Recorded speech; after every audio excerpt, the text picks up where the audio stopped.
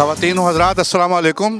آج مسیساگا میں friends of Kashmir کے زیر اہتمام ایک بہت اچھا پروگرام منعقد کیا جا رہا ہے، جس میں کثیر تعداد میں پاکستانی اور کشمیری لوگ شرکت کر رہے ہیں، اور انشاءاللہ اگر یہی سلسلہ جاری رہا لوگوں کو جگایا جائے گا اور انشاءاللہ کشمیر آزاد ہوگا، کشمیر بنے گا پاکستان.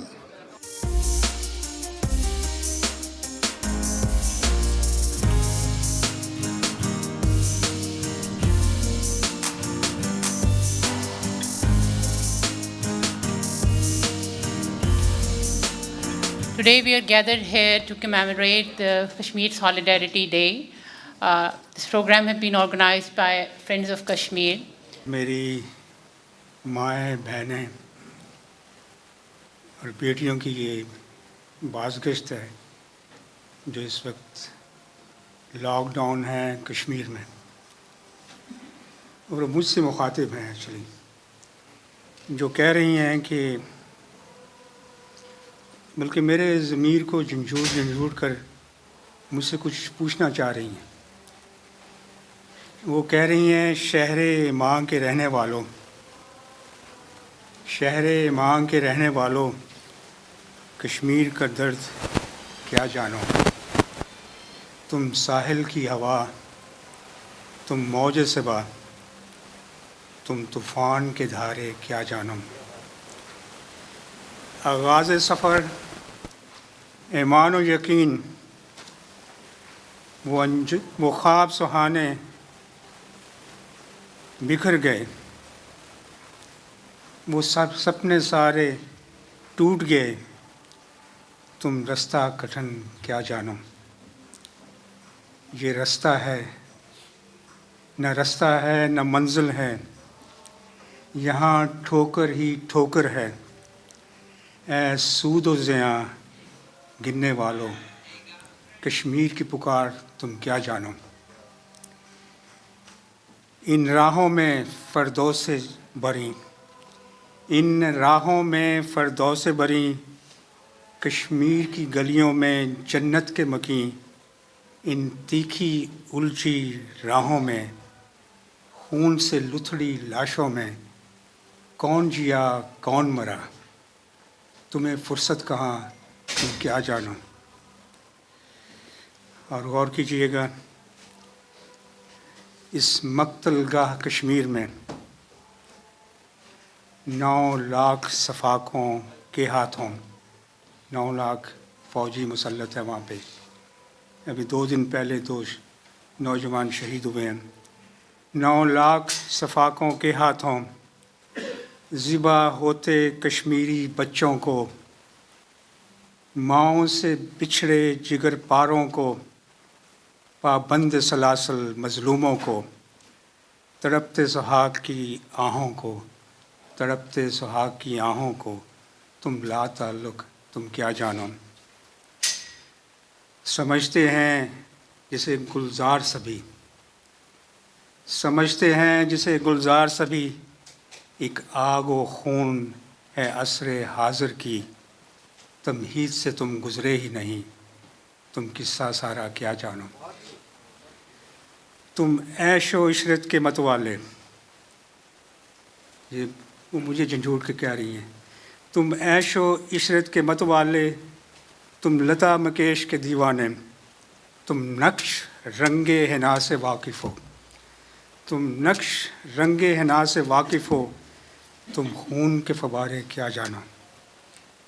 तुम शहर माँ के रहने वालों, दर्द कश्मीर क्या जानो, तुम साहिल की हवा, तुम मौज सबा, तुम तूफ़ान के धारे क्या जानो। और आखिरी शेर है, ये सफ़े मातम यहाँ कौन मरा, ये सफ़े मातम यहाँ कौन मरा, ये किसका लहू है यहाँ कौन गिरा, तुम उजड़े नशेमन क्या जानो, तुम उजड़े नशेमन क्या जानो, तुम ज़ख्मी ममता क्या जानो, तुम खून की होली क्या जानो, तुम मज़लूम की आह क्या जानो। शुक्रिया। Now I would request Deputy Consul General Mr. Wajid Hashmi to please come forward and read the message of the Prime Minister of Pakistan, Mr. Imran Khan, and President of Pakistan, Mr. Arif Alvi. Bismillahirrahmanirrahim. Distinguished guests, ladies and gentlemen, first of all, on behalf of the Friends of Kashmir Committee and Consulate General of Pakistan, I wish to thank you for taking out time to attend this event, very important event. I'm carrying messages of the President of Pakistan and Prime Minister of Pakistan received for the Kashmir Solidarity Day, which I would be reading. First, the message of the President. The message begins.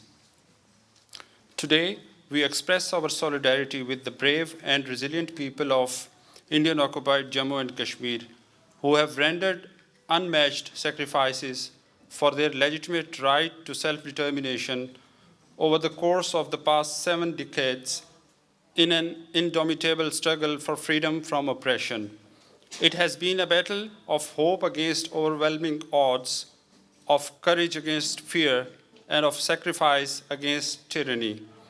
But through all of it, the Kashmiri people have persisted, unrelenting, and proud like they have always been to deny India the perverse gratification of subjugating them.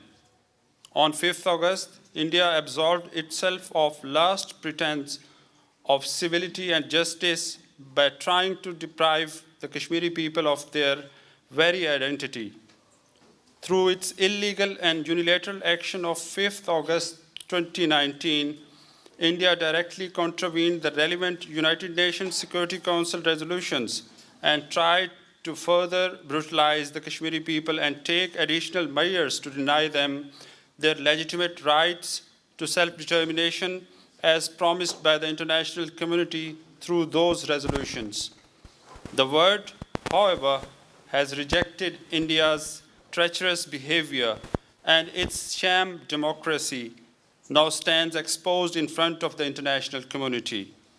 Pakistan will continue to raise the issue of Jammu and Kashmir at every available forum. India's illegal actions of August 5 have further strengthened the bond between the people of Indian-occupied Jammu and Kashmir and Pakistan.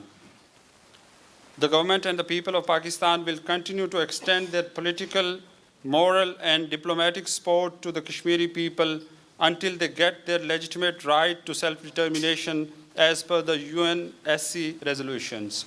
The message ends. Now I will read the message of Prime Minister of Pakistan. The message begins. Today, we observe the Kashmir Solidarity Day to reaffirm our unflinching support for our Kashmiri brothers and sisters who have been subjected to an inhuman lockdown and communication blockade for 6 months now. The unprecedented length of these restrictions has fully exposed the fiction of India's democracy and its scant regard of basic human rights. The Kashmiris, the Muslim Ummah, Pakistan, and international community have rejected India's travesty of law and justice. India has turned 8 million Kashmiris into prisoners in their own land through the deployment of over 900,000 occupation troops. History has few precedents of such suffocation and violation of the fundamental rights at this scale. Tens of thousands of innocent people have been arbitrarily detained and thousands of young boys abducted and incarcerated at undisclosed locations. This is a true manifestation of Indian state terrorism. The international community, major human rights organizations, and the international media have been unanimous in their condemnation of India's unacceptable actions. India stands before the world exposed as a majoritarian and authorization policy trampling upon the basic rights and freedoms of the Kashmiri people. Pakistan demands immediate lifting of the military siege and communication blackout, as well as rescinding of India's illegal and unilateral actions. All those illegally arrested and incarcerated should be released, and the draconian laws enabling impunity to Indian occupation forces be immediately repealed. The international human rights and humanitarian organizations, as well as international media, should be allowed access to evaluate the human rights situation in the occupied territory. We urge the international community to play its role in ensuring respect for the fundamental human rights and freedoms of the Kashmiri people and averting grave risks to global peace and security posed by India's belligerent rhetoric and aggressive actions. We express our unshakable solidarity with the people of Indian-occupied Jammu and Kashmir and assure that Pakistan will always stand shoulder to shoulder with them.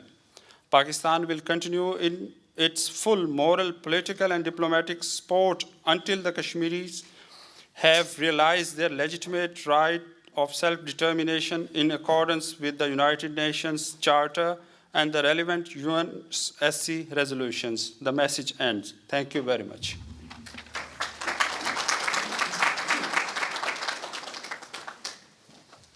Thank you, Brother Wajid.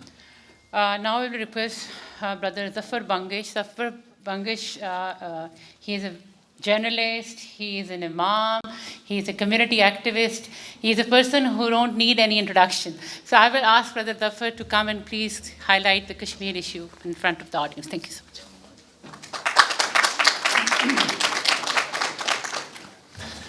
أعوذ بالله من الشيطان الرجيم بسم الله الرحمن الرحيم. Honorable guests, brothers, sisters, children, Assalamu alaikum wa rahmatullahi wa barakatuh.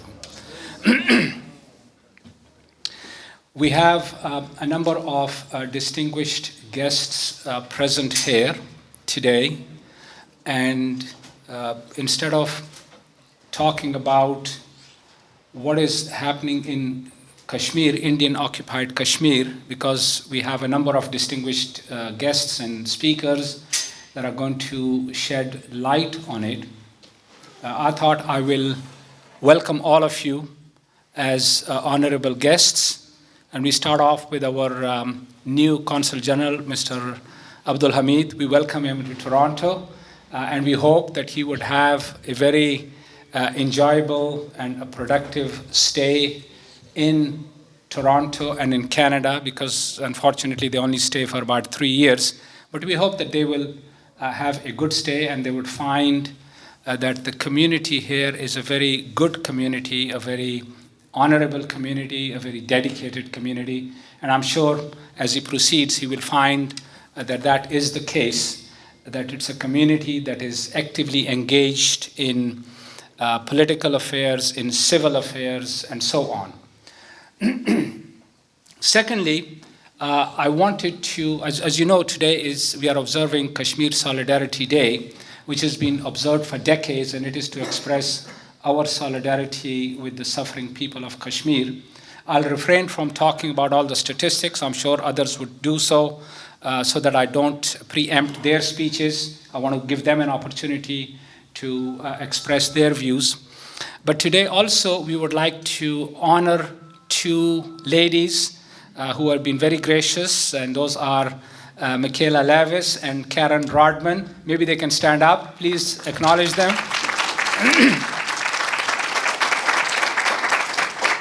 The reason why I do so is that Michaela was very kind to accept my request to do her master's thesis at York University dealing with the issue of Jammu and Kashmir.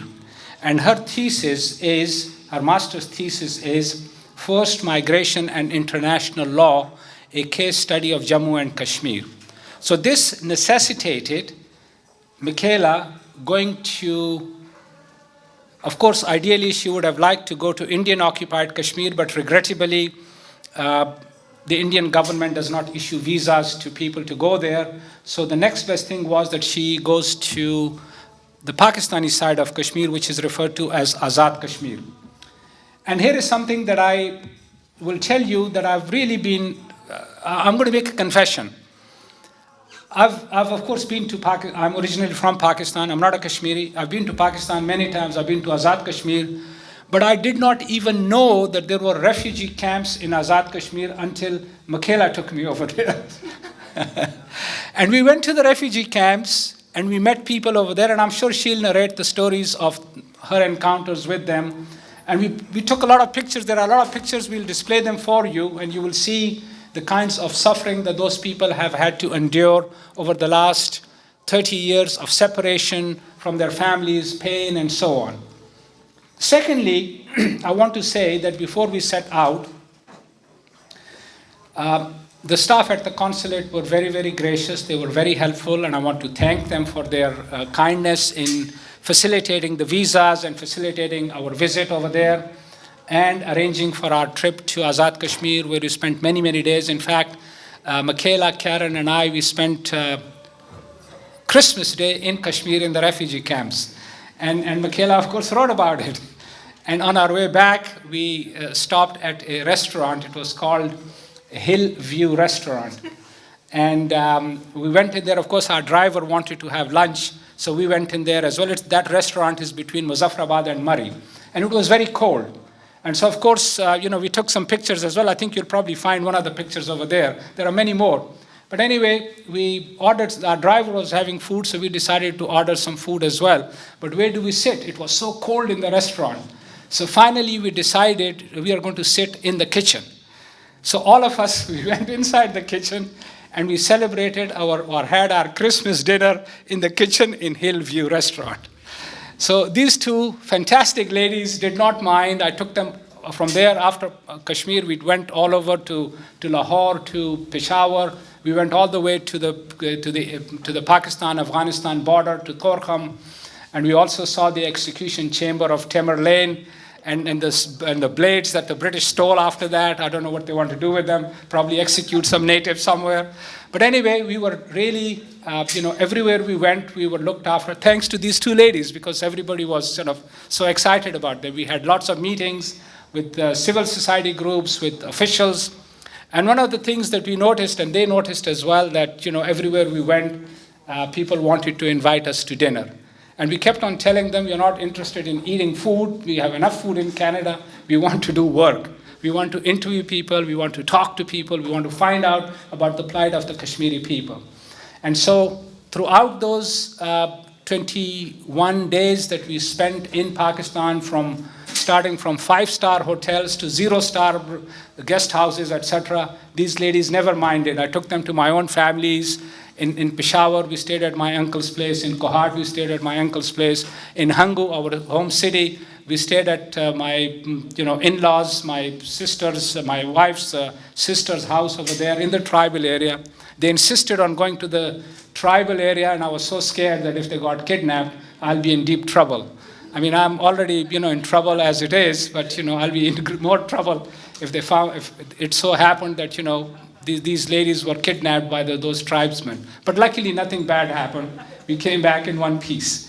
And as you know, Michaela has been, and her mother, Karen, have been very active since they came back. They will tell you exactly what they have done. I don't want to preempt their thing. But I want to thank them for being such wonderful and considerate guests, never complaining, never, worrying about anything. I also want to recognize a number of other guests. By the way, as I said, all of you, each and every one of you, are very honorable guests for us. We thank you for being here this evening. But I want to recognize my good friend, James Clark, who is a dynamic person, who is actually doing his PhD at York University. James, could you please stand up so that they can see you? He's been involved in anti-war movement for a very long time, and of course his partner Pam. Pam is also here. Could you please stand up? Let them see you so that they can.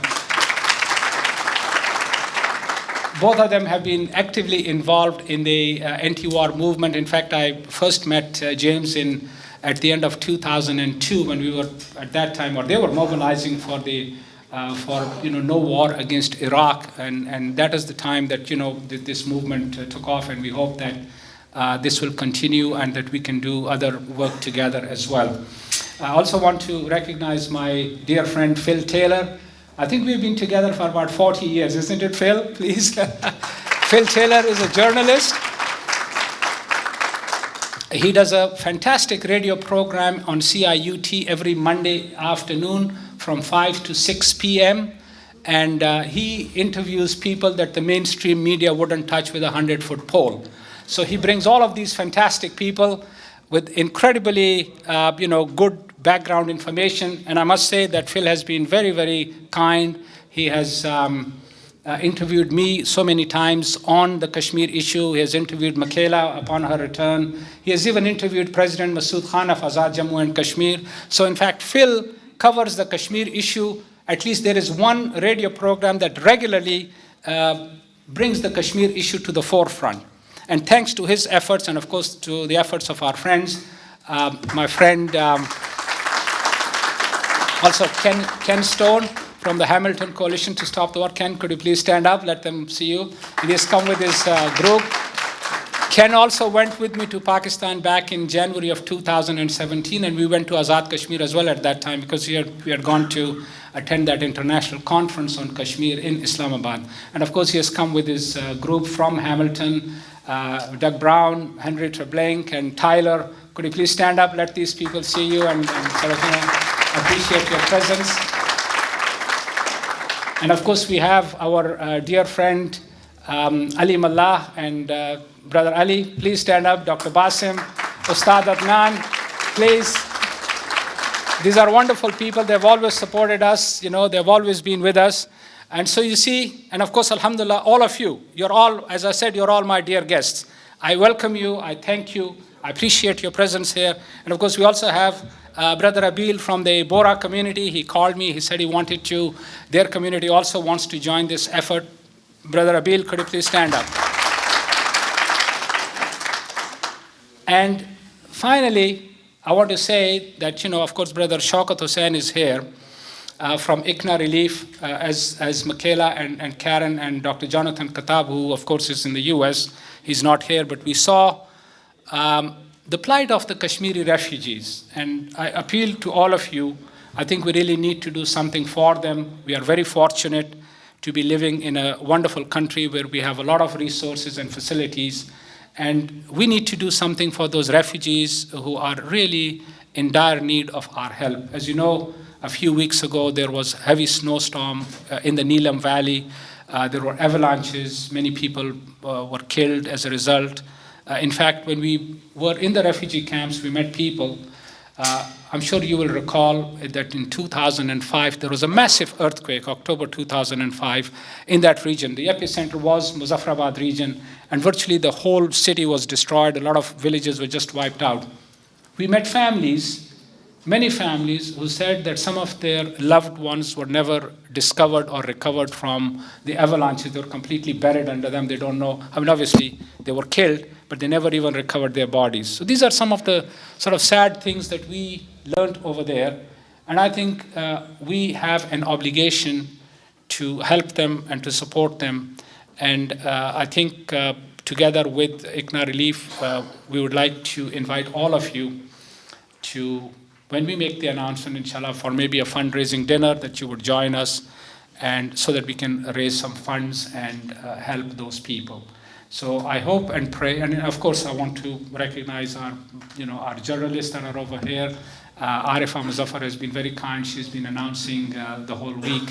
She even interviewed Michaela and myself on a radio program and TV program, and also, of course, Humaira Hashmi is here. She also has a radio program, and we hope that others that would join us, that they would continue to give coverage to this issue of Kashmir, so that more and more people are better aware of what is taking place over there.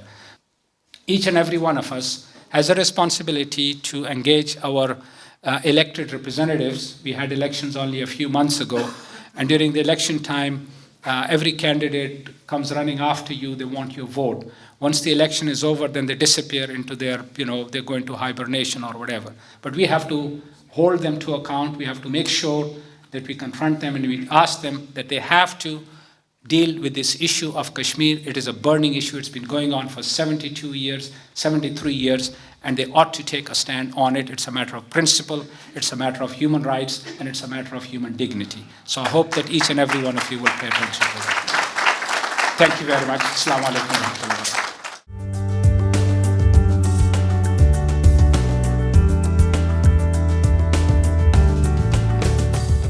I would like to invite Michaela Levis. Michaela Levis, as brother has already mentioned, is a master's student at York University. Her thesis, Forced Migration and International Law, Case Study of Jammu and Kashmir. She will highlight the stories from ground. She interviewed the refugee families, and I think this will be an authentic research because a person who is not Pakistani, who is not Kashmiri, she has visited the area and interviewed the families. I will request her to please come forward. Assalamu alaikum. I want to begin by thanking Zafar Bangesh. I love hearing this man speak with such energy that just make this feel like such a warm community to be a part of. As well as him, of course, organizing the delegation visit to EAWAZ, Jammu and Kashmir, AJK. I would also like to thank my mother, Karen Rodman, and Jonathan Kutab, who couldn't be with us here today because he's based out of the United States, who were part of the delegation. I was honored to be part of this delegation who had a number of key observations during our visit. Particularly, the delegation and I were astonished at the number of divided families across the line of control and the lack of communication between family members. Importantly, during the delegation's visit to a number of refugee camps close to Muzaffarabad, the members of the delegation heard consistently about the lack of attention in regard to the people exiled from IOK who are living in AJK, especially in the refugee camps. Refugees in Ambor and Manik Punan camp said this was the first visit from the international community in the 30 years since they were exiled from IOK. There are 40,000 people living in camps in AJK, but aside from the humanitarian aid provided during the October 2005 earthquake, when 1,100 people were killed in the region, the indication was that no one from the international community had visited, which is astonishing. The delegation observed families living in dire conditions with 3 generations crammed into drafty, leaky 2-room shelters that serve as eating, sleeping, and living space without refrigerators, however, with a 2-burner gas stove and separate communal washrooms. The delegation learned that Toto refugee camp lived in even more dire makeshift homes after the 2005 earthquake, until about 2 years ago. This model project was built, funded by the AJK government, as well as Pakistan, with some external funding, including from Saudi Arabia. These 200 new homes, still rooms with a small pantry, have a dedicated washroom for each family outside the house, and they are free from the leaky roofs and walls. But of course, this is only a small number of families that are able to live in the homes. So there's only about 200 homes where families, so it's not the majority of the refugees that live in these homes. Kashmiris from IOK are not being recognized internationally as refugees. In order to be deemed a refugee, the Kashmiris would have to agree that IOK does belong to India, which would provide further precedent for India to claim the land, permanently separating IOK from Azad, Jammu, and Kashmir.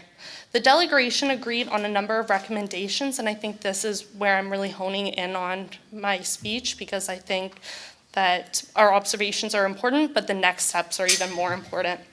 The delegation agreed on a number of recommendations. Firstly, it would be important to establish a Kashmiri institute that can keep focus on due diligence related to information and international law, human rights, and mobilizing this into action, whether through many forms. Second, the delegation informed Canadian elected and government officials in regard to the observations of the delegation and discussed the absolute necessary for Canada to engage proactively to insist India lift the blockade, lockdown to which 8 million Kashmiris have been subjected since August 5th, recognizing this is important internationally as well as for the Kashmiri diaspora who live in Canada. This would include meetings with specific member of parliament, which we're arranging currently, and a delegation to Ottawa further this month.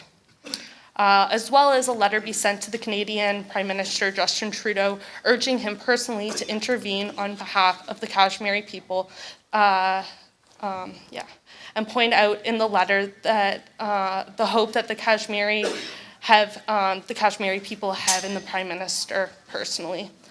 Third, working with the International Committee of the Red Cross, the ICRC, in regard to their responsibility to be on the ground in IOK, and in particular to facilitate contact between the thousands of Kashmiri youth taken into custody and their parents. Working with Amnesty International in regard to their mandate, including to secure the release of Kashmiri political prisoners and prisoners of conscience. Urging the committee to protect journalists, to speak out on behalf of the Kashmiri journalists, of which Dr. Jonathan Kutab is a member of and has contacts with that organization, on behalf of Kashmiri journalists that have been detained and are prevented from doing their work. Working to establish a chapter of Defense for Children International with a specific focus on Kashmir. Contacts have been made with DCI International in Geneva in this regard, so recommending that Canadian Friends of Kashmir with perhaps other organizations move forward to make an application for a specific chapter.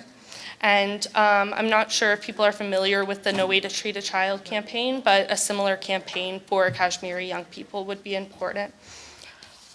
Through Amnesty. Intensifying efforts in Canada to further highlight the plight of the Kashmiri people through education forums and campaigns, perhaps a speaking tour, webinars, and other forms of engagement. And of course, writing articles that are being published in the mainstream media to shed light on what is happening in Kashmir, and definitely launching a BDS campaign to hold India accountable of its conduct in IOK. So again, I want to thank everyone. It's such an honor to have been on the delegation, and that's all.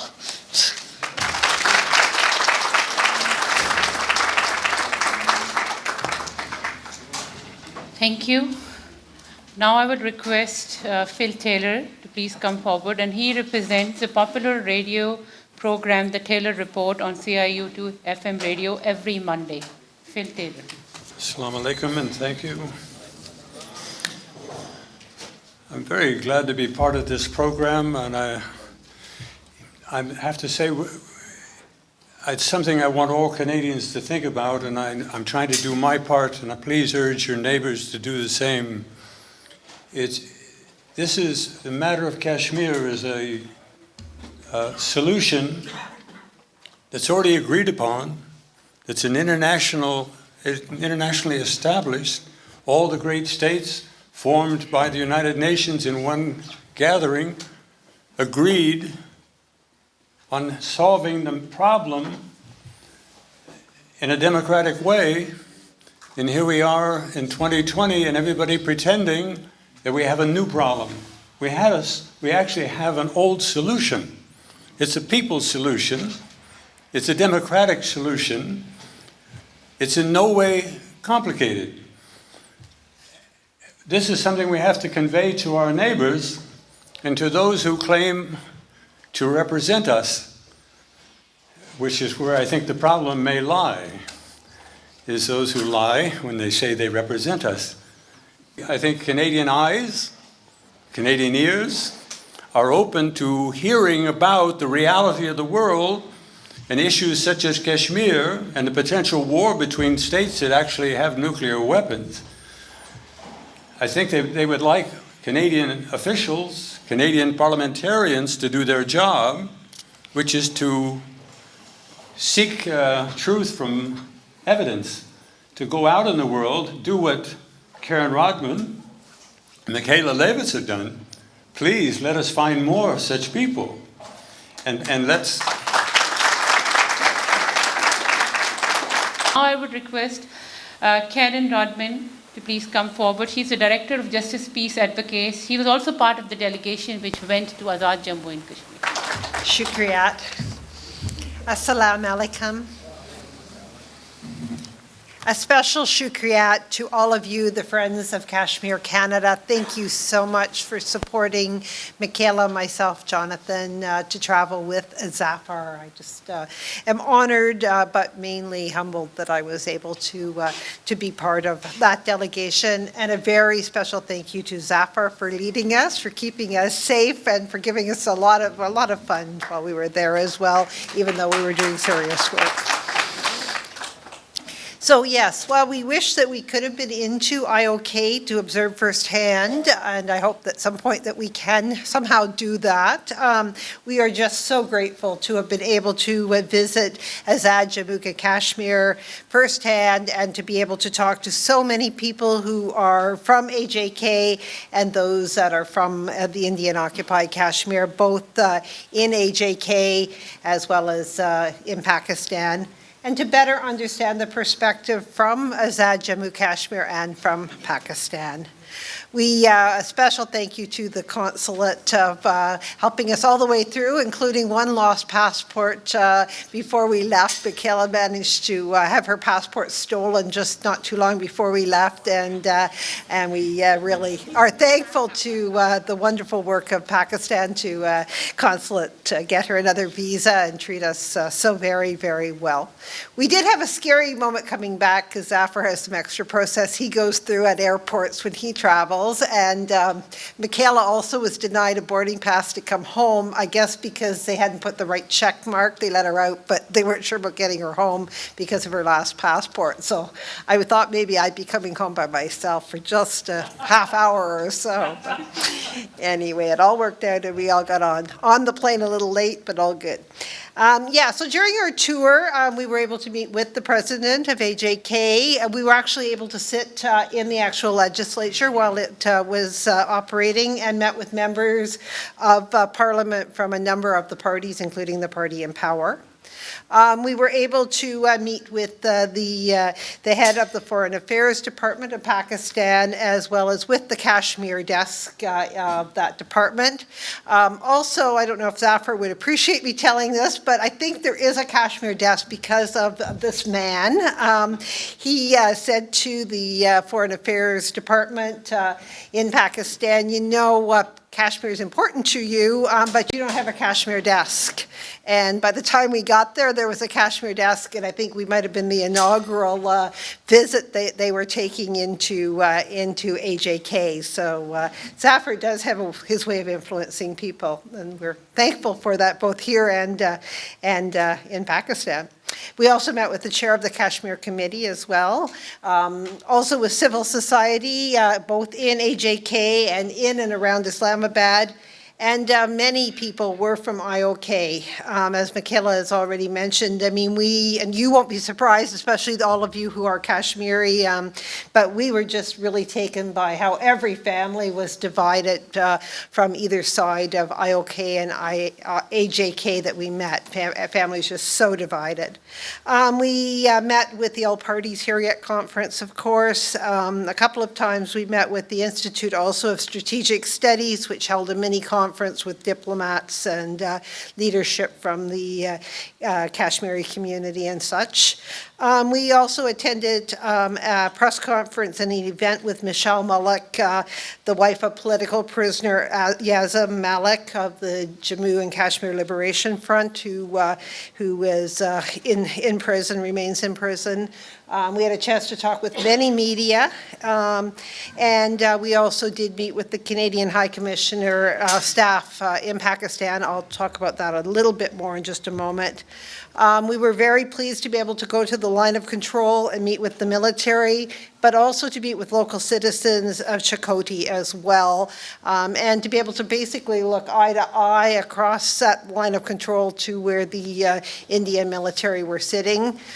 We could see that the hills in India, on the Indian side of Kashmir, but on the Indian-controlled side, were totally free of people. That, really it's just the army.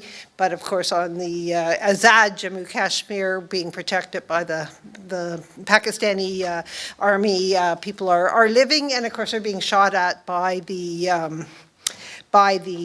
Indian military. So the resistance of having to be there and to live your life. We also, so we were able to meet with lots of people. We were struck by the divided families. Of course, the lack of communication, we know about that. We know about that from talking to many of you in this room. But we were really taken by that for the refugee families, because while some lines of communication had opened up just a little bit, and some people from Indian-occupied Kashmir were able to talk in Pakistan to some of their relatives over in IOK, in the refugee camps, no one, absolutely no one, had been able to have communication at all. We were very impressed with the work of AJK in terms of supporting their community, the work that they're doing, the government, the way it was operating. We really liked what we saw. But we were really struck by the lack of the international community that had been to AJK. And Michaela's mentioned that with the refugee camps. We also found that at the line of control, that they told us that while there had been some media who had come, especially after August 5th, including the BBC and other media, and while there had been a couple of diplomatic tours, and tours, I think, of some members of legislature, members of parliament from the UK, they kind of could count the delegations like on one hand, but they had no civil society at all come to talk to them. So we were very humbled to be able to have done that. We were reminded, of course, of the lack of presence of the Red Cross, of the ICRC, and of Amnesty International on the Indian-occupied Kashmir side, and the fact that really the international community, it's fine to say India hasn't allowed them in, but let's be honest, ICRC during the height of the Second World War was there serving prisoners of war, be you a German prisoner of war or be you a Canadian or British or French prisoner of war. That is really what the ICRC does, and they're not able to be present or not present for the people in Indian-occupied Kashmir. We also were very impressed with the amount of work that's been done in regard to international law and human rights, especially by the Jammu and Kashmir Coalition of Civil Society and other groups such as the Association of Parents of Disappeared Families.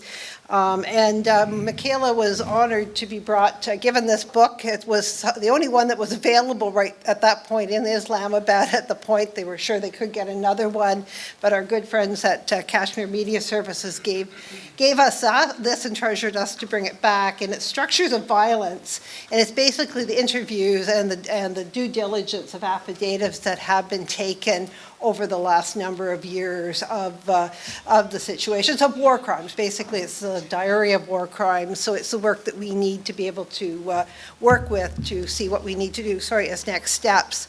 And of course, that work is led by, as many of you would know, Parvez Imroz. Do I say his name well enough? And of course, people haven't known his whereabouts. I mean, he's one of, he's a lawyer, human rights lawyer, leading human rights lawyer.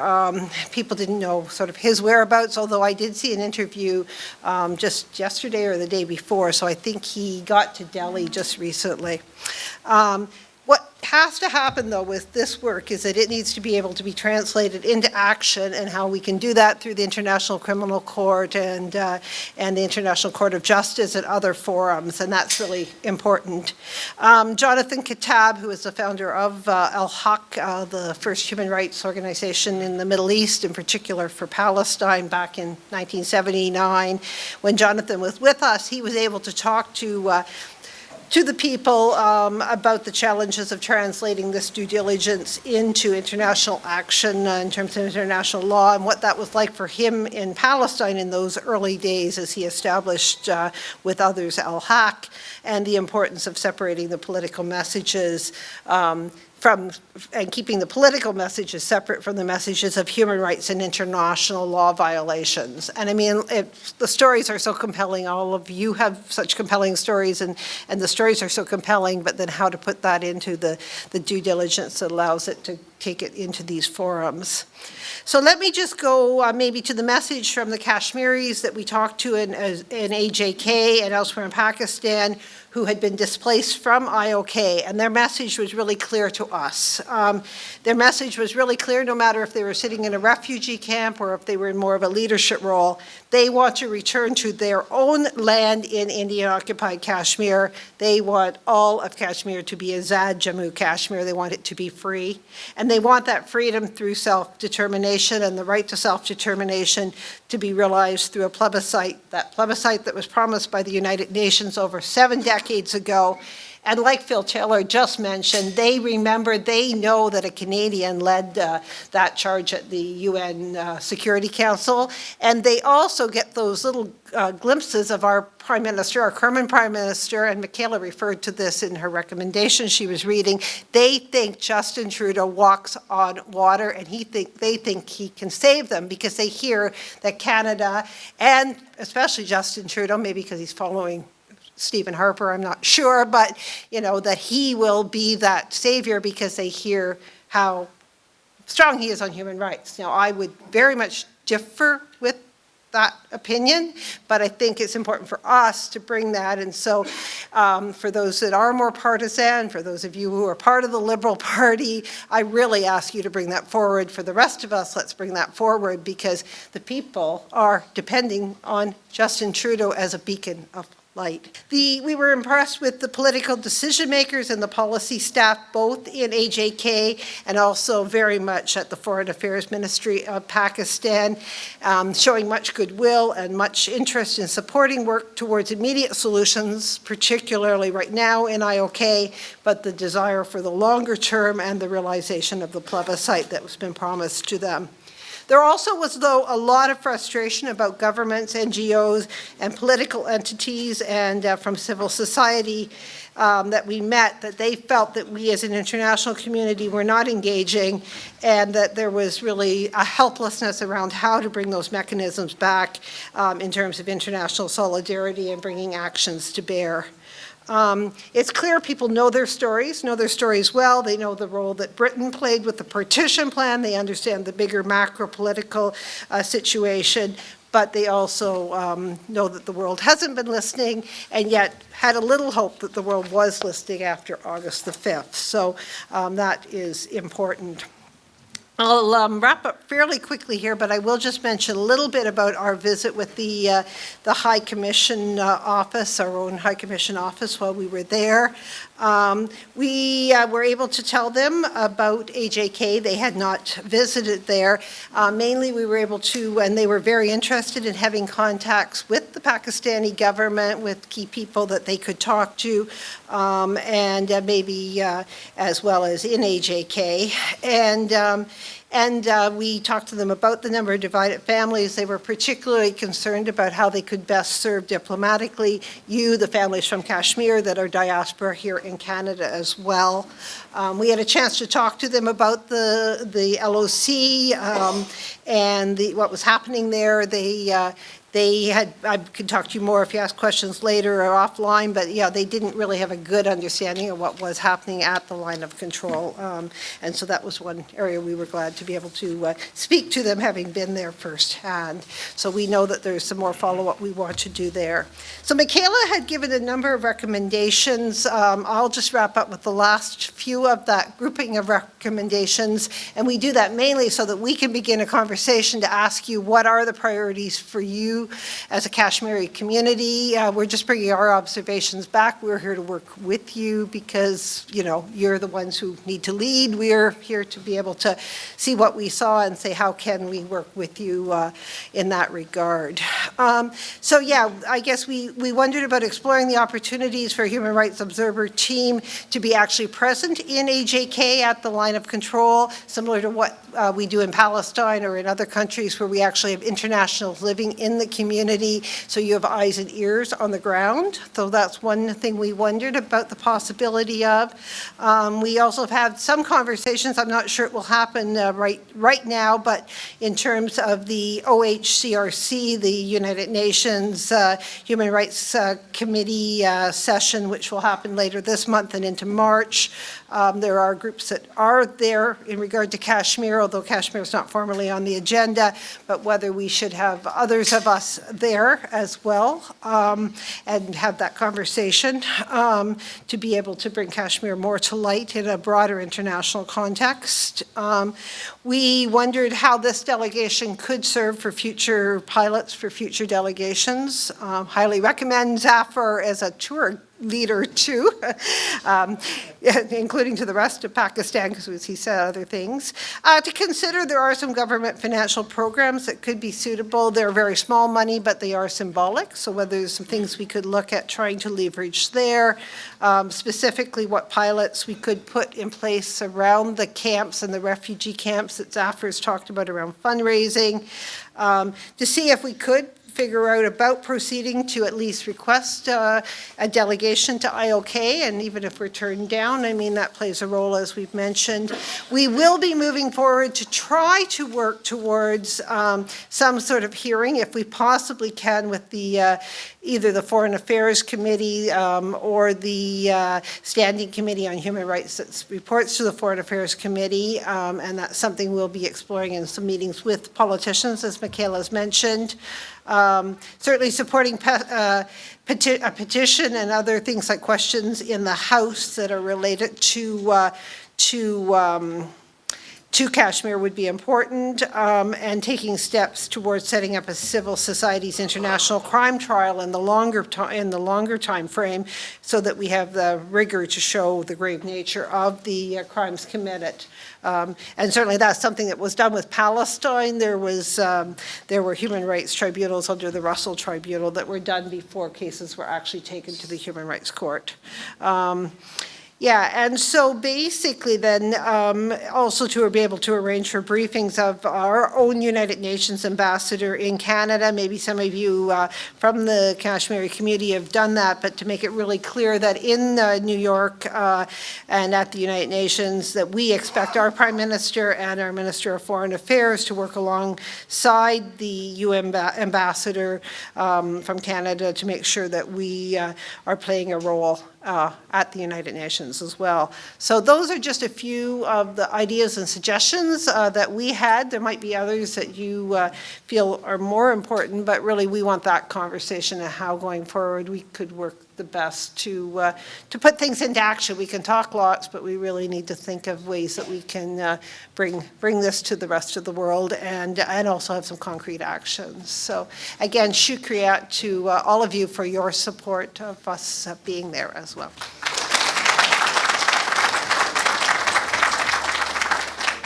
And now I will request Ken Stone from Hamilton Coalition to Stop the War. He attended the Young Parliamentarian Conference in Islamabad in January 2016 and have also visited Azad Jammu and Kashmir. Ken Stone, thank you. Wassalamu alaikum. Brothers and sisters, on behalf of the Hamilton Coalition to Stop the War, I thank the organizers, Friends of Kashmir Canada, for inviting us to this observance of Kashmir Solidarity Day 2020. Like Karen and Michaela, I also visited Azad Kashmir in 2017. It was evident to me from that visit that there was no state of emergency, there was no lockdown in that part of Kashmir. There were no shotgun-wielding troops in the streets. There were no curfews. There was little in the way of a police presence even at the university. On the contrary, what I observed all the way from the border of Kashmir to the center of Muzaffarabad, was the ordinary hustle and bustle of ordinary daily life and the presence of foreign tourists who were admiring the magnificent setting of that capital city. The reason for calm in Azad Kashmir is the fact that the Kashmiri people are satisfied to be part of the predominantly Muslim state of Pakistan, which has championed their rights as Kashmiris and has given them the same rights as all other Pakistanis, plus granted them special status. On the contrary, in Indian-occupied Kashmir, the Kashmiris are rightly rebelling against a government that was imposed on them, a government that was imposed on them in violation of their democratic aspirations, in opposition to international law, and in violation of several UN resolutions from 1948 onwards. A government which has ruled over them in the most brutal fashion imaginable for over 70 years. We in the Hamilton Coalition to Stop the War hold that the Kashmiri people have the right to rebel under international law, the right to resist their illegal occupation by any means that they see fit. And so we applaud the continuing resistance of the people of IOK to the Modi government's removal of Kashmir's special status under the Indian Constitution, its lockdown since August the 5th of that territory, its Citizenship Amendment Act, its National Register of Citizens, all acts designed to make non-Hindus second-class citizens within India. It's shameful. On this day of solidarity with Kashmir, let us once again take the peaceful, legal, and democratic option. Let's raise our voices once again for the self-determination of the people of Kashmir. Thank you for your kind attention.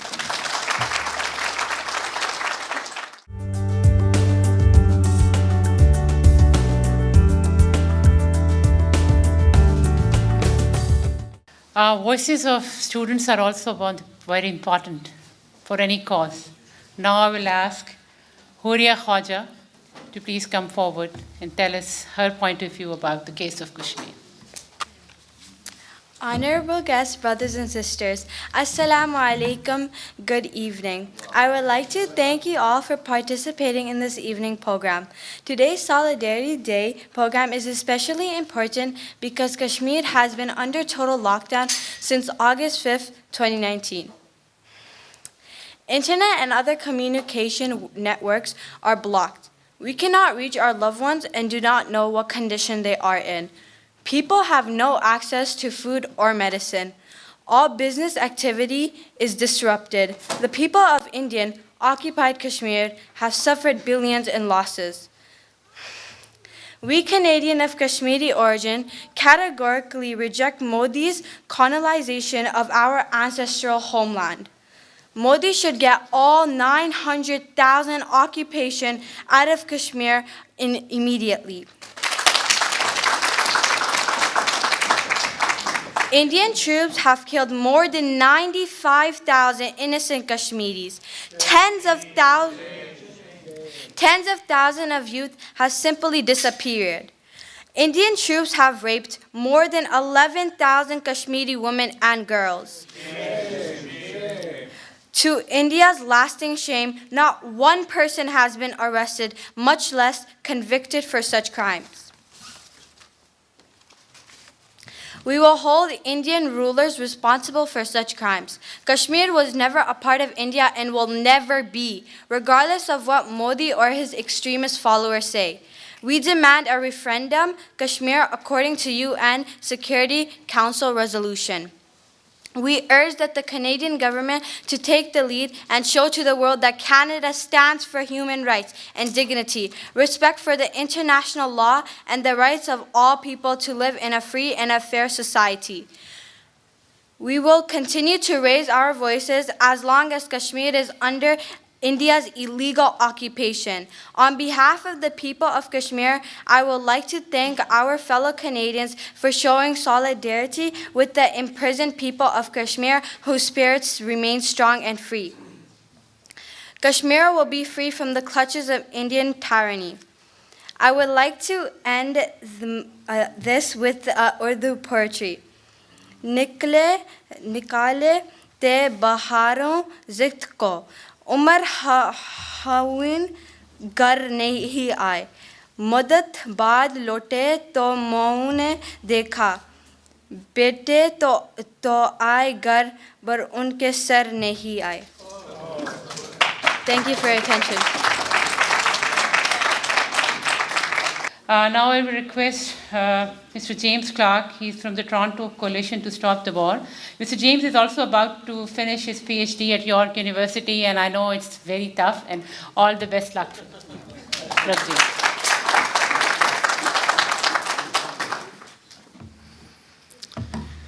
Thank you, Madam Chairperson, distinguished guests, fellow speakers, friends and comrades, and longtime friends from the anti-war movement. Assalamu alaikum. I'll begin by bringing greetings from the Toronto Coalition to Stop the War, which, it amazes me, has been around since 2002. As I look around this room, I see many familiar faces that I got to know 17 years ago, and we've continued to organize, and hopefully we will continue to organize to put ourselves out of business. We don't want to have any more anti-war coalitions because we don't want to have any more wars. So on behalf of the Toronto Coalition to Stop the War, I bring greetings of solidarity to all of you here tonight for Kashmir Solidarity Day. Now, speaking of the coalition, I want to repeat a slogan that we raised for many other struggles. End the occupation, troops out now. I'm sure all of you remember shouting that slogan in front of the US consulate at Queen's Park, in front of the Israeli consulate on Parliament Hill, at dozens and dozens of marches and demonstrations that we've been a part of over many, many years. And I want to say that when we raise that slogan for Iraq, for Afghanistan, for Palestine, for every other struggle that we were a part of, that struggle applies just as much to the people of Kashmir.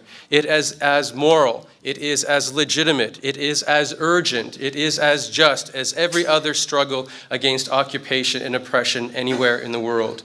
And so we must gather together in groups like these, at events like these, to make sure that we connect the struggle of the people of Kashmir with all struggles against war, occupation, and oppression.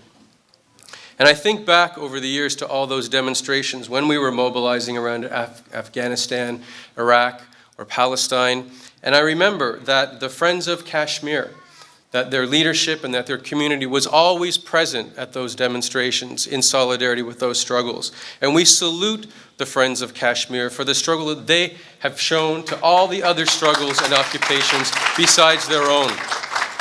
Inshallah. And now I'll request Brother EAWAZ Iqbal to please come forward and say a few words.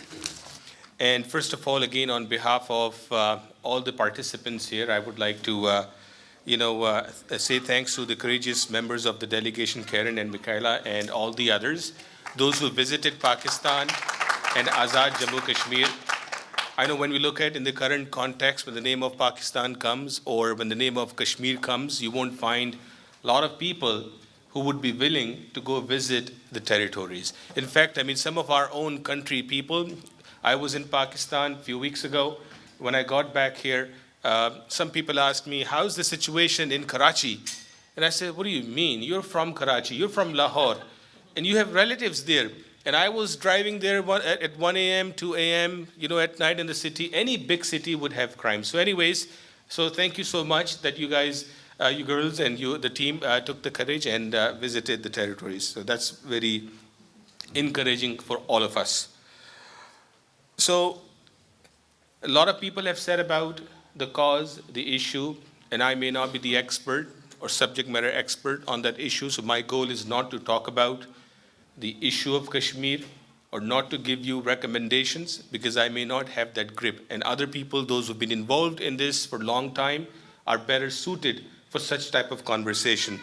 What I would say is the value of blessing is only known if you don't have it or you had it but you lost it. Would you agree? किसी भी नेमत का तब पता चलेगा जब आपके पास या तो वो नहीं है या थी और खो गई. So my point here tonight, I'll be very brief, is the focus is the blessing of having the platform of Friends of Kashmir. Just imagine if this platform did not exist, did not give us any representation as a Pakistani, as maybe other people of other nations, and people of other faith and other groups. If this platform did not exist for decades, you and I probably would not be here tonight. So I'm just going to just emphasize on this, that we sometimes take things for granted. Zafar Bangash Saab, Dr. Azrab, Rafiq Ahmed, and their team members, probably many others in the background, have been keeping the issue of Kashmir alive in Canada, probably on the world stage as well. You and I probably, otherwise we all know that by nature, if not all, most of us are lazy. When I say lazy, we think that somebody else will do it. It's somebody else's job. I gotta do grocery, I gotta do this, and I know somebody is going to be there, so my job is done. You spoke about the marches, the protests. When we look at the marches, the protests that we have had on the issue of Kashmir, it's hard to see 50,000 people on the ground. We would see maybe a handful, maybe a few thousand, 3, 4, 5,000, even with so much of a push of the efforts of 1 month or over a month. Why? Because we believe somebody else will do it. So we gotta change the narrative. We have fundamental issue here. We need to have a paradigm shift, that we all need to feel the responsibility that it is me. And if God wants, as per His will, this issue could be solved in a blink of an eye. But it's not happening. All the prophets had been tested to the highest length, no matter which prophet you talk about. Either Prophet Muhammad, Jesus, Moses, you name it. All of them have been tested again and again. So who we are ordinary people. But if we think about our capacities, if God has given us whatever capacity as an ordinary person, if we can go and be part of the protest, if we can write to our MP, if we can share a post on Facebook, or if we can participate here, and if God has given you bigger skills, maybe time, more money, different levels of skills, we need to make sure that from all the perspectives of what God has given us, we need to stand with the platform of Friends of Kashmir. And one thing which is concerning to me, by being here in the room, and probably it's a message for the organizers, and including myself and all of you, if you look around, the representation of the next generation is quite weak in this room. What worries me, the efforts of Zafar Bangash Saab, Dr. Azrab, and many others for 20 plus years. I can only say 20 because I'm in the country for 20 years. You think about the relay race. When we give the relay to the next one, then to the next one. The issue of Kashmir, I wish, and we all pray, that this gets solved in our lifetime. But if it does not happen, then who are the ones? Those who would be taking the platform of Friends of Kashmir to the next level in Canada and around the world. Now, it was a bit disappointing to see none of the member of parliaments showed up here tonight. Maybe benefit of doubt. They might have other appointments, other bookings. We would not lose hope. We need to continue to pursue that route. And again, the value of platform versus one person reaching out to member of parliament makes a big difference. So I want to assure you, as being part of Canadian ethnic media and being part of the Canadian Pakistani origin community, You have our full support. Anything you want us to do, anything you want us to be part of your initiatives, we will always be there, as we all believe, especially people from Pakistan, that one day Kashmir banega Pakistan. Thank you very much for listening. Now I will request Brother Akbar Baraj, he's a community activist, to please come forward and say a few words. Mr. Akbar Baraj. Friends of Kashmir के साथियों, अस्सलाम वालेकुम। 1947 में पाकिस्तान तो आज़ाद हो गया, लेकिन उस वक़्त कश्मीर में सूरज ग्रहण जो है वो लग गया, और सूरज ग्रहण की वो काली रात आज भी चल रही है। और हमारे पाकिस्तान के जो आज़ाद साथी हैं, उनके अपोजिट कश्मीर में हमारे साथी भाई सफ़र कर रहे हैं। दोस्तों, यहाँ पे इकट्ठा होने का मकसद यही है कि उन तक यकजहती पहुँचाई जाए और उनको हौसला दिया जाए कि वो अकेले नहीं हैं। इस जद्दोजहद में पाकिस्तान के जो साथी हैं वो बिल्कुल उनके साथ खड़े हैं। मैं अपने उन भाई बहनों और दोस्तों को ये पैगाम देना चाहता हूँ कि उम्मीद का दामन कभी हाथ से मत छोड़ें। अवैस भाई ने कहा था थोड़ी देर पहले कि ये एक चीज़ जो है ना वो अल्लाह की तरफ से है, कि आजमाइश है। तो आजमाइश में कामयाब होना ही एक मुसलमान और एक इंसान की जो है ना वो कामयाबी है। आजमाइशें पैगंबरों में, औलिया इकराम पे, सब पे आईं और उन्होंने अपने तरीके से इसको हल किया। अभी हाल ही में थोड़ा अर्सा हुआ है कि एक मुल्क इसराइल आप देख रहे हैं, तो उनके अवाम जो ज्यूश कहलाते हैं, मोर देन 2000 ईयर्स उन्होंने दर बदर की ठोकरें खाईं, हॉलोकास्ट हुआ, लेकिन इसके बाद फिर उनको जो है ना वो अपना मुल्क लेने में कामयाब हो गए। तो ये जो जद्दोजहद है ये एक दिन में या थोड़े से अरसे के लिए नहीं आती, इसमें नस्लें लगती हैं। तो एक इनके लिए शेर है कि शमा बुझ के जल सकती है, कश्ती हर तूफ़ान से गुज़र सकती है, मायूस मत हो इरादे ना बदल, किस्मत किसी वक्त भी बदल सकती है।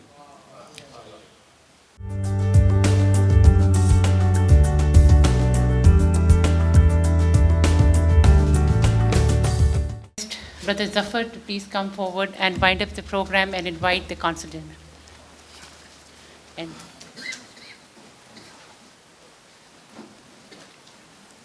Thank you very much, Dr. Humaira. I was in fact going to ask her or request her to invite the Consul General, but thank you for giving me this honor. We have come to the end of our program, but it wouldn't be complete without requesting our new Consul General in Toronto to say a few words. So may I request the Honorable His Excellency Abdul Hamid, the new Consul General of Pakistan. Please give him a big hand and welcome him here.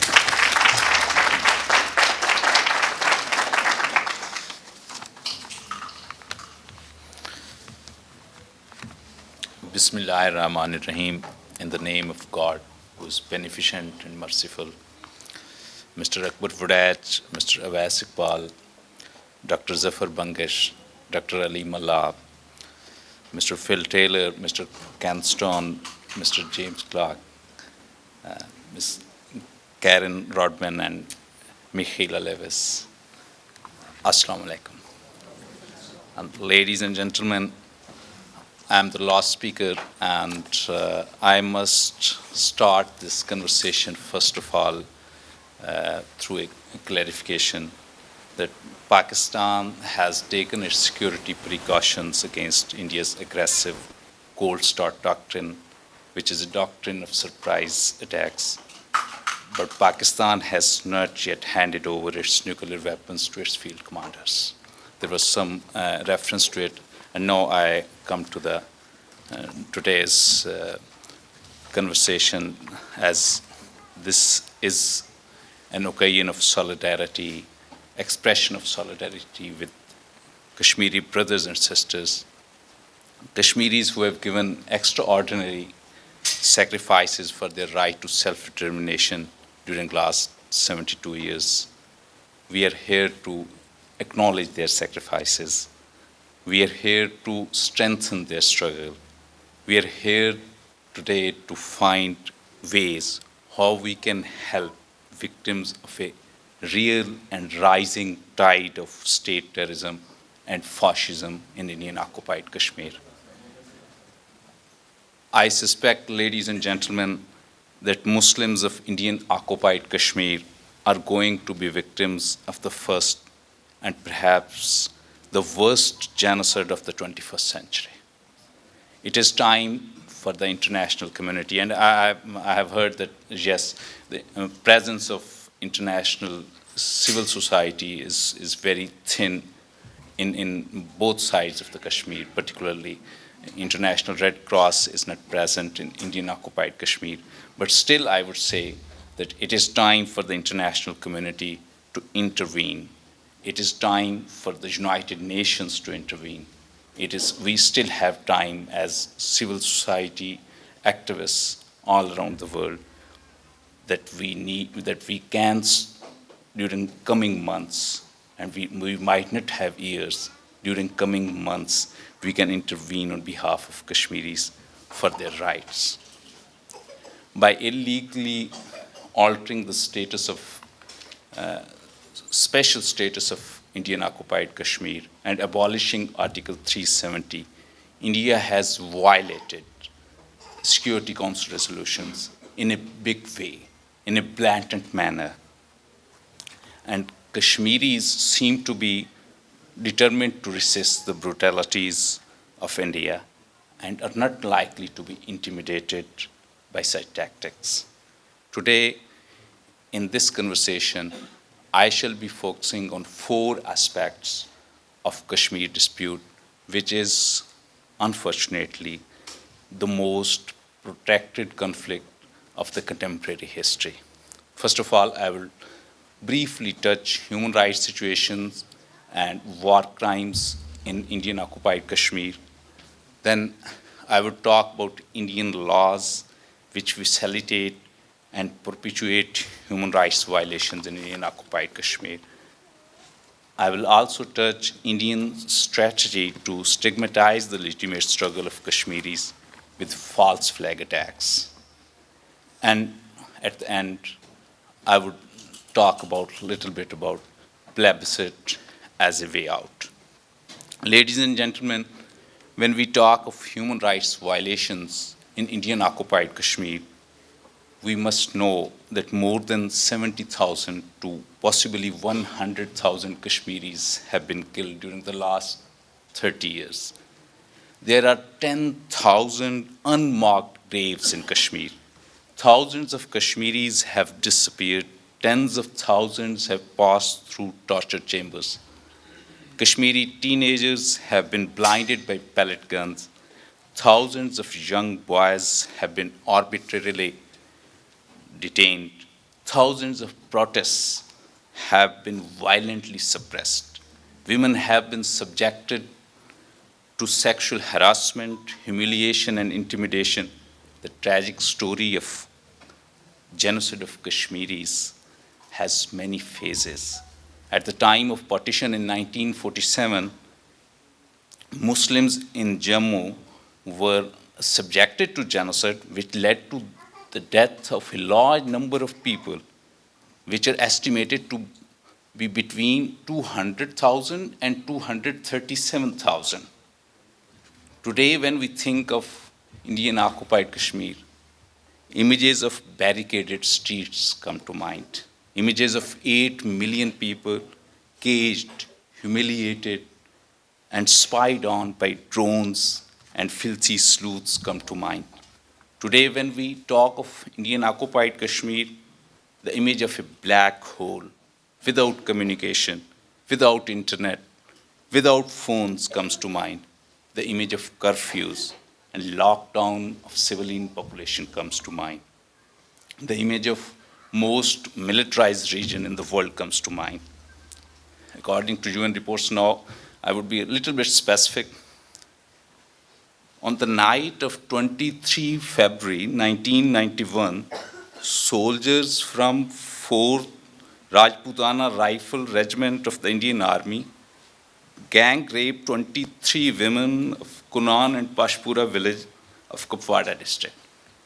There has been no progress.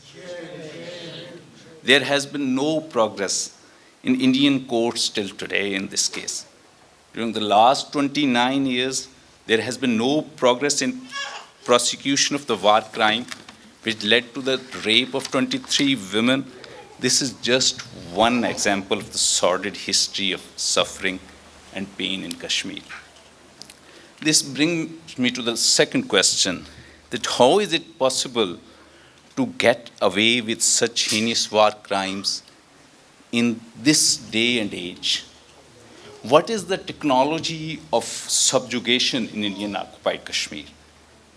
I think it has been made possible by Indian laws which are applicable in IOK.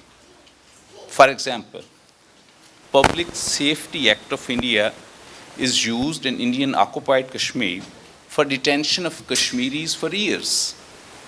Even the Supreme Court of India itself has declared that the Indian system of administrative detention is a lawless law.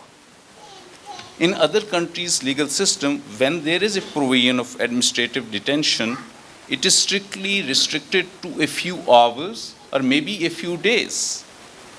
However, in India, we have example of one Kashmiri leader who has been detained under Public Safety Act since 2010. He was charged 37 times under the same law, but was not convicted under any charges. Similarly, another travesty of justice enshrined in Indian legal structure is Armed Forces Special Powers Act. It has been designed to avoid accountability for Indian Army's excesses in IOK. It gives broad powers to Indian forces to kill and intimidate civilians. It provides Indian Army immunity from prosecution in courts. Now, as I said earlier, one result of Indian draconian laws applicable in Indian occupied Kashmir is that Indian uniformed forces can get away with any war crime. This is, in fact, I want scholars' attention to it, that they have yet to focus another aspect of technology of subjugation in IOK, and it is the practice of false flag attacks. For example, India has been organizing false flag attacks to stigmatize the legitimate struggle of Kashmiris for their right to self-determination. They organize false flag attacks to malign Pakistan. They organize false flag attacks to win domestic elections. They organize false flag attacks to impress foreign dignitaries that, look, we have this Muslim problem. For example, American President Bill Clinton was visiting India on 21 March 2000. Indian uniformed forces killed 33 men who were followers of Sikh religions in a village called Chatti Singhpura almost a few hours before President Clinton's arrival. Those innocent 36 people were killed by India so that New Delhi can fabricate a false story to malign Pakistan. India has not yet punished its soldiers who killed those Sikhs because soldiers made a false flag attack on the instruction of its seniors.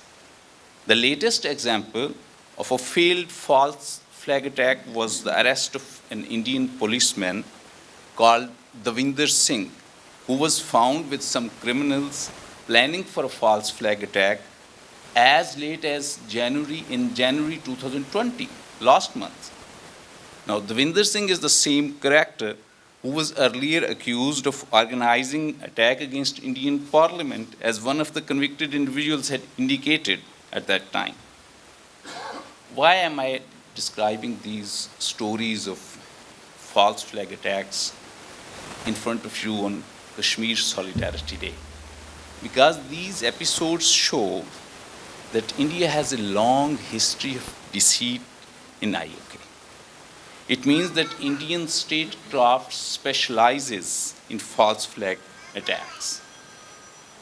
India has not only introduced but perfected the art of false flag attacks to malign resistance movement. Despite this all, no Indian security forces personnel accused of torture or such attacks or other forms of violence have been prosecuted in any civilian court during the past 30 years when this movement has started. Now it brings me to the final point.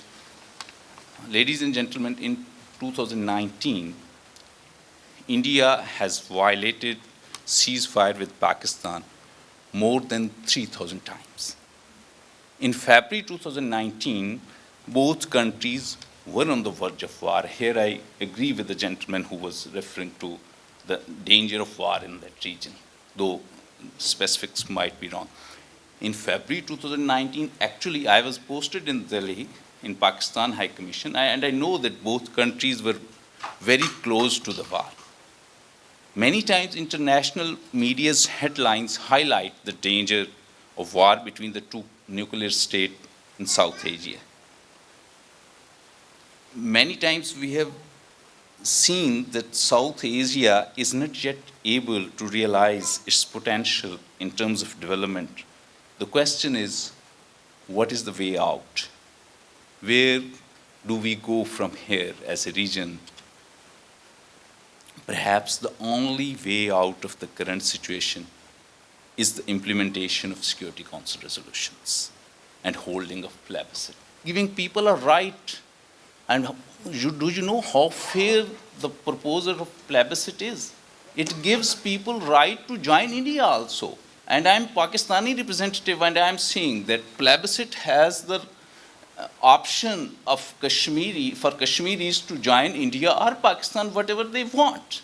It is a very, very fair option.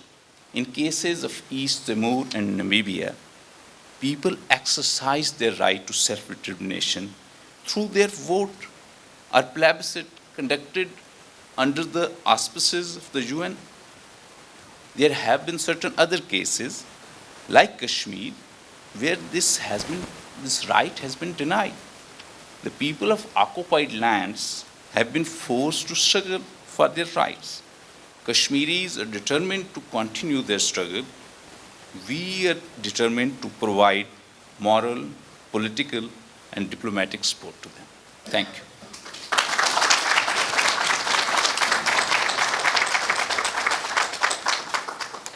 I also want to recognize our dear friend Nadeem Yunus. He's a very active brother. Please stand up. Let everybody acknowledge you.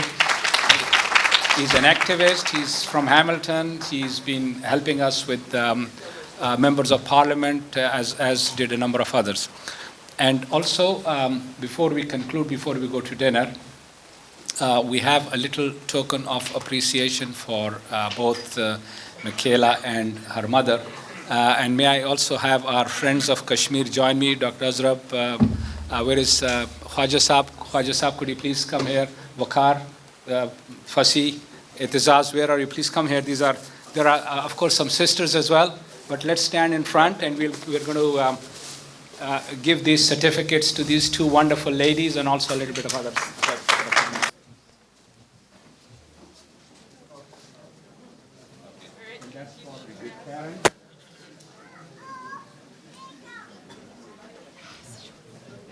Was that for her? You could not. You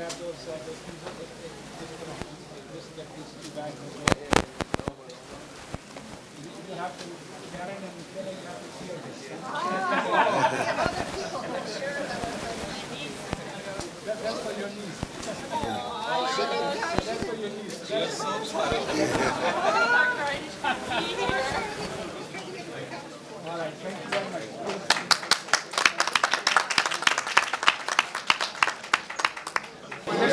ख़वातीन व हज़रात, कश्मीर की यकजहती के लिए पाकिस्तानी इकट्ठे हुए हैं। आज हमारे साथ पाकिस्तान तहरीक इंसाफ के सदर GTA के लिए अकबर वराइस साहब हैं। अकबर वराइस साहब से हम दरख्वास्त करते हैं कि कश्मीर के मसले पे ये अपने जज्बात का इजहार करें। शुक्रिया। जी, आज का प्रोग्राम जो डॉक्टर अजरफ साहब की क़यादत में फ्रेंड्स ऑफ कश्मीर कमेटी ने अरेंज किया था, ये उन दोस्तों के लिए जो पाकिस्तान गए थे और वहाँ की सारी सिचुएशन देख के आए हैं कि पाकिस्तान में जो रेफ्यूजी कैंप्स हैं उनमें जो रेफ्यूजीज़ रह रहे हैं उनकी हालत क्या है, और वो जो कंसर्न थे इंडियन ऑक्युपाइड कश्मीर के, तो वहाँ पे भी खुल के सब ने अपना अपना इजहार किया है कि पाकिस्तान और इंडिया दोनों न्यूक्लियर नेशंस हैं, और एक वक्त जो पिछले दिनों में आ चुका था कि देवर इन अ फ्यू मिनट्स और न्यूक्लियर वार हो सकती थी। तो इसके चंद सालों के अंदर अंदर ये पूरी ह्यूमैनिटी यहाँ से वाइप आउट हो जाती। अब इन चीज़ों को सिर्फ जो सुन लेना ये बिल्कुल थोड़ा है, इस चीज़ को फैलाना और उन चीज़ों को रियलाइज़ करना, और बड़े जो तरक्की याफ्ता ममालिक हैं उनको इन चीज़ों को सीरियस लेना चाहिए। बिलाहर नुकसान पूरी दुनिया का होगा, और इस मसले में उनको कश्मीर का साथ देना चाहिए जो कि पिछले 72-73 सालों से उस काली रात में रह रहे हैं, और दुनिया की खूबसूरत तरीन वैली कश्मीर, और वहाँ पे दुनिया का सबसे ज़ालिम हुक्मरान नरेंद्र मोदी जो कि फॉलोअर है अपना आरएसएस का तो मेंबर है, लेकिन हिटलर का फॉलोअर है, नाज़ीज़म का फॉलोअर्स है। उसने उस 370 को हटा के और 35A को हटा के तो ज़बरदस्ती एक इंडियन ऑक्युपाइड कश्मीर को जो स्टेटस था तो अपने ज़ोर के बलबूते पे उसने इंडियन कश्मीर पे कब्ज़ा कर लिया हुआ है। तो अब पूरी दुनिया में वो राग लाप रहा है कि हम बड़ी इकोनॉमी है, और इस बड़ी इकोनॉमी का प्रेशर दे के तो वो दुनिया से बेनिफिट ले रहा है और अपनी हमायत ले रहा है, और जो कंट्रीज़ इसकी मुखालफत करते हैं वो उनसे बिज़नेस और सब टाई ख़त्म करता है, ब्लैकमेलिंग करता है, और फिर हमारे जो अपने मुस्लिम मुल्क हैं वो भी इन कश्मीरी भाइयों का साथ उस तरह नहीं दे रहे जिस तरह उनको देना चाहिए। पाकिस्तान को भी इंडिया की वही चाल फॉलो करनी चाहिए जो वो चल रहा है, और दुनिया को बताना चाहिए कि पाकिस्तान में भी 20-25 करोड़ लोग रहते हैं, इंडिया में भी 20-25 करोड़ मुसलमान रहते हैं, और बांग्लादेश में भी 12-15 करोड़ मुसलमान रहते हैं। तो अगर इनको सबको मिला लिया जाए तो ये तो हिंदुओं से भी तादाद ज़्यादा बन जाती है, और दुनिया को सिर्फ रियलाइज़ करवाना ये बहुत बड़ी बात होगी हमारे लिए। और करवाने का तरीका किस तरह है कि ये जो फ्रेंड्स ऑफ कश्मीर कमेटी है इसका प्लेटफॉर्म इस्तेमाल किया जाए। हमारे यहाँ कनाडा में जो पॉलिटिशियंस हैं वो आगे आएँ और इन भाइयों का जो है ना वो खुले दिल से और ना डर हो के साथ दें, क्योंकि अगर इन्होंने खामोशी इस तरह अपनी कायराना खामोशी रखी तो अगला टारगेट हम ही है। और वहाँ हमारे प्राइम मिनिस्टर वो तो वाज़ेह अल्फाज में मोदी के सारे अज़ाइम और हिंदुत्व के सारे अज़ाइम दुनिया के सामने रख चुके हैं। आगे ये रिस्पॉन्सिबिलिटी हमारे सब पाकिस्तानियों की है कि वो अपनी अपनी कोशिश करें और इस मोहलिक मोदी से सब इंसानियत की जो है ना वो जान छुड़ाएं और दुनिया में अमन कायम करें। शुक्रिया अकबर भाई, शुक्रिया, बहुत शुक्रिया। इंशाअल्लाह कश्मीर बनेगा पाकिस्तान। ख़वातीन व हज़रात, हमारे साथ सरफराज बाजवा का नाम किसी तारुफ का मोहताज नहीं है। सरफराज बाजवा साहब पाकिस्तानी कम्युनिटी सेंटर के रूह रवां हैं और पाकिस्तानी कम्युनिटी के लिए हमेशा सामने रहते हैं। अभी हम सरफराज बाजवा से बातचीत करेंगे। शुक्रिया। بڑی مہربانی جناب. میں یہ جی کشمیر میں میں یہ عرض کروں گا کہ ماشاءاللہ آج جو کچھ ہوا ہے یہاں فرینڈز آف کشمیر نے کیا ہے اور we have participated in it. This is really needed. And میں جو بات کرنا چاہتا ہوں وہ یہ ہے کہ occupied Kashmir is the most dangerous spot on this planet right now. And I hope that the various countries of the world, particularly powerful countries, realize this, that there is a great danger to the whole planet from this place if this issue is not solved. And inshallah, I hope that everybody gets their senses straight and we find a solution to this problem before it gets too late for everybody. Thank you, sir. Thank you Bajwa sahib, بہت شکریہ باجو صاحب, thank you very much. آج کا programme ہم نے Kashmir solidarity day کے سلسلے میں یہاں منعقد کیا تھا, جس میں ہم نے بہت سارے اپنے کینیڈین فرینڈس کو بھی مدعو کیا تھا, جس میں بالخصوص میکیلا لیوس, ان کی والدہ کیرن راڈمن, اور Toronto coalition to stop the war کے جیمز کلارک, پیم فریج, اور Hamilton coalition to stop the war کے کین سٹون, ان کے ساتھ ہی ہینری ٹبرنک اور ڈگ براؤن اور ٹائلر, اور اسی طرح ایک کینیڈین جرنلسٹ فل ٹیلر تشریف لائے تھے, جنہوں نے کشمیر کے حوالے سے بہت مدلل بات چیت کی اور اس بات پر زور دیا کہ اس ایشو کو مین سٹریم میں لے کے آنے کی ضرورت ہے. اس کے علاوہ پاکستان کے نئے کونسل جنرل جناب عبدالحمید صاحب بھی تشریف لائے تھے, جنہوں نے بھی کشمیر سالیڈیرٹی ڈے کے حوالے سے یہاں پر اپنے خیالات کا اظہار کیا. اور ڈیپٹی کونسل جنرل جو ہیں واجد ہاشمی صاحب, انہوں نے پریزیڈنٹ آف پاکستان عارف علوی اور prime minister of Pakistan Imran Khan صاحب کے میسیجز بھی اس پروگرام میں سنائے لوگوں کو اور ان کے پیغام پہنچائے. تو ہماری کوشش یہ ہے کہ ہم زیادہ سے زیادہ کشمیر کے حوالے سے کینیڈین عوام میں اس بات کو ہائی لائٹ کریں تاکہ وہ آگے ایم پیز کو اور باقی لوگوں کو پہنچائیں.